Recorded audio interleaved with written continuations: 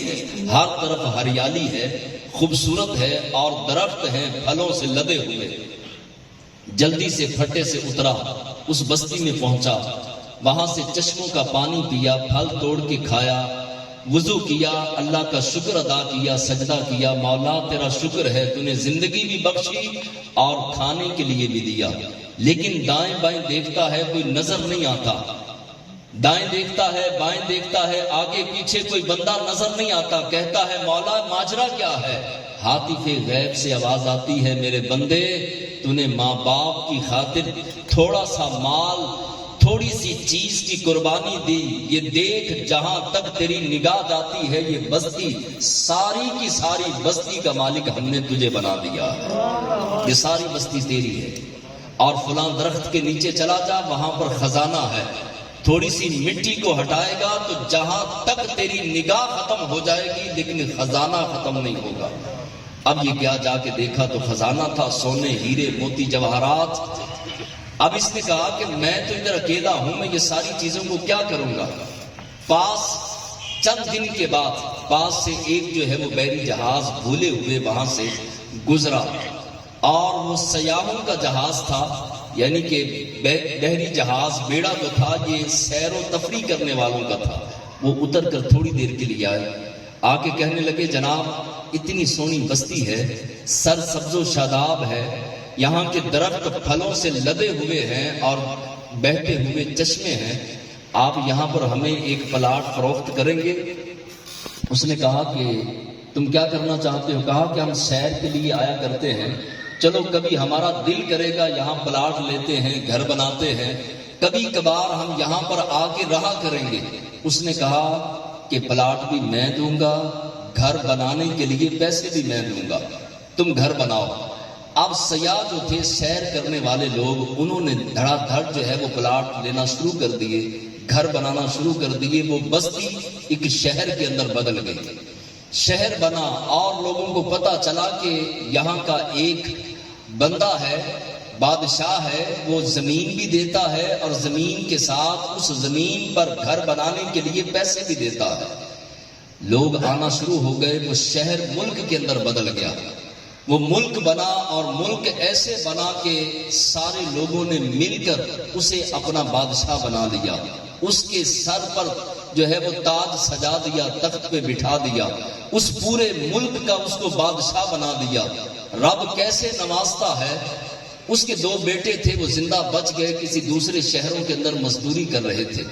دونوں کو پتا چلا کہ فلاں جگہ پر ایک بادشاہ ہے، نیا ملک بنا ہے، بڑا حسین ملک ہے، خوبصورت ملک ہے، ہم بھی وہاں پہ چلتے ہیں، مزدوری کریں گے، وہاں پہ جا کر کے جو ہے وہ چار پیسے کمائیں گے، وہ سخی آدمی ہے، ہمیں بھی کچھ نہ کچھ پلاٹ، کچھ گھر دے گا۔ وہ دونوں بیٹے وہاں سے سفر کرتے ہوئے اسی نئے ملک کے اندر آ گئے، اور آ کر کے اس بادشاہ کی فوج کے اندر جو ہے وہ بھرتی ہو گئے۔ اس کی بیوی ایک تاجر کی بہن بن کر زندگی گزار رہی تھی۔ تاجر کہنے لگا میری بہن تو میری منہ بولی بہن ہے، میں نے تجھے بہن بنایا کیونکہ تو بے آسرا تھی، میں نے تجھے آسرا دیا۔ میں نے سنا ہے کہ ایک ملک نیا بنا ہے، وہ بڑا خوبصورت ملک ہے، تو بڑی پریشان رہتی ہے، میرا دل کرتا ہے اس ملک میں نہ چلے۔ رب کیسے انتظام کرتا ہے جو اپنا سب کچھ ماں باپ پہ لٹا دیتا ہے۔ وہ تاجر اپنی منہ بولی بہن کو بیڑے میں بٹھا کر تجارت کی غرض سے اسی ملک میں آتا ہے۔ اب جو ہے وہ بادشاہ سے وہ تاجر ملتا ہے، کہنے لگا کہ میں نے اس ملک کے اندر، آپ کے اس ملک کے اندر تجارت کرنی ہے، آپ مجھے اجازت دیتے ہیں؟ بادشاہ نے کہا بالکل اجازت ہے، لیکن شرط یہ ہے کہ آپ میرے مہمان بنیں گے، اور جب تک ہم شاہی مہمان خانے میں آپ کی مہمان نوازی نہیں کریں گے آپ کو اجازت نہیں۔ اس نے کہا جناب بیڑے میں میری بہن بیٹھی ہے اور میں نے جو ہے وہ اس کو کھانا بھی دینا ہے، حفاظت بھی کرنی ہے، لہٰذا آپ مجھے اجازت دیں۔ بادشاہ نے کہا نہیں، میں سپاہی بھیج دیتا ہوں، وہ اس کی حفاظت بھی کریں گے اور اسے کھانا بھی میسر کریں گے، لہٰذا آپ شاہی مہمان ہیں۔ دو سپاہی بادشاہ نے بھیجے اس بیڑے پر، دونوں سگے بھائی تھے لیکن ایک دوسرے کو پہچانتے نہیں تھے، پتہ نہیں تھا، وقت بہت زیادہ گزر چکا تھا۔ اب دونوں بھائی آئے اس عورت کی دیکھ بھال کے لیے، اس عورت کی سیکورٹی کے لیے، حفاظت کے لیے. دونوں بھائی ہیں لیکن پتہ نہیں ہم سگے بھائی ہیں. بیٹھ گئے، کہنے لگے یار ہم یہاں پر بیٹھ کے بور ہو رہے ہیں، کوئی داستان سنا، کوئی کہانی سنا. ایک نے کہا کہ میں تجھے اپنی کہانی سناتا ہوں. میرا باپ اپنے ماں باپ کا بڑا تابعدار تھا اور میرے دادا نے وصیت کی تھی بیٹا کسی کا دل نہ دکھانا. اس نے ساری کہانی اپنے سگے بھائی کو انجانے میں سنا دی. اب دوسرا بھائی اٹھ کے جوش کے ساتھ اپنے سگے بھائی کو سینے سے لگایا اور کہنے لگا تو میرا سگا بھائی ہے، یہی کہانی میری ہے اور یہی کہانی تیری ہے. بتا تیرے باپ کا نام کیا تھا؟ اس نے باپ کا نام بتایا. تیرا نام کیا تھا؟ اس نے اپنا نام بتایا. دونوں پھوٹ پھوٹ کے روئے. اب جو ہے وہ بیڑے کے اندر وہ عورت، وہ تاجر کی منہ بولی بہن اور ان دونوں کی سگی ماں اور اس بادشاہ کی بیوی وہ بیڑے کے اندر بیٹھ کے سن رہی تھی.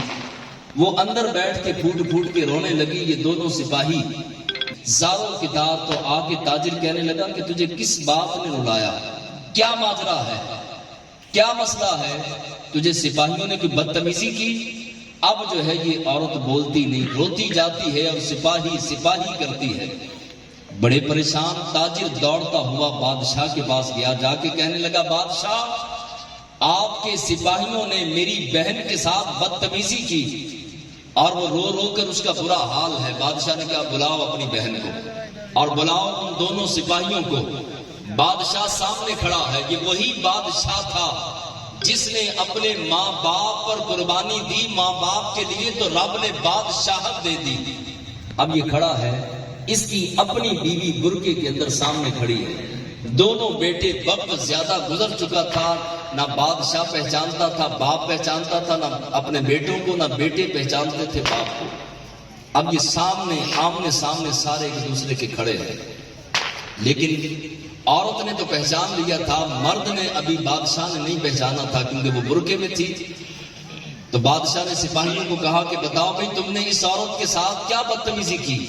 وہ کہنے لگے بادشاہ سلامت ہم تو بیڑے میں گئے نہیں، ہم نے تو اس عورت کو دیکھا بھی نہیں. ہاں میرا یہ سگا بھائی ہے، مجھے یہ کہانی سنا رہا تھا اور کہانی سناتے سناتے مجھے پتا چلا کہ یہ میرا سگا بھائی ہے.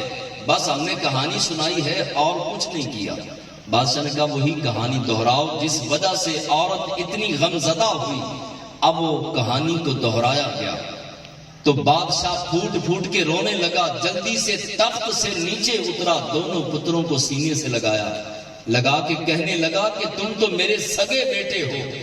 اور عورت نے نقاب اتارتے ہوئے کہا کہ اگر یہ تیرے پتر ہیں تو میں تیری بیوی ہوں. خالق کائنات نے دولت بھی دے دی، پتر بھی دے دیے، دوبارہ بیوی بھی دے دی اور بادشاہت بھی دے دی، سونا ہیرے موتی جواہرات ہر چیز دے دی. کس وجہ سے؟ اس وجہ سے کہ اس نے اپنے ماں باپ کی ایک وصیت پر عمل کیا تھا، ماں باپ کی خدمت کی تھی. آج رواج ختم ہوتا جا رہا ہے.